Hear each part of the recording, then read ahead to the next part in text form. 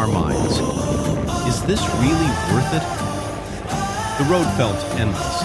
Our bodies were tired, and the rocky trail, it tested our patience. Step by step, up and down, slipping, sweating, almost giving up. There were moments when we looked at each other and laughed, because, honestly, we didn't know what we were thinking. But here's the thing. Sometimes the most beautiful destinations require the hardest journeys. Every bump in the road, every slippery rock, every deep breath we took was preparing us for something bigger. And then we heard it, the sound of rushing water.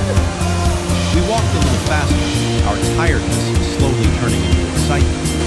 And when we finally saw the falls, standing tall, powerful, breathtaking, all the pain disappeared. In that moment, we realized something important. The struggle made the view more beautiful.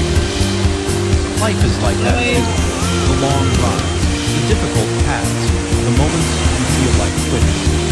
They are not there to stop you. They are there to shape you.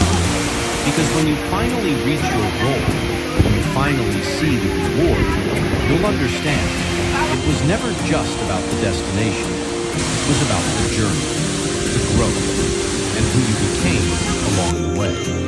And trust me, it was worth it.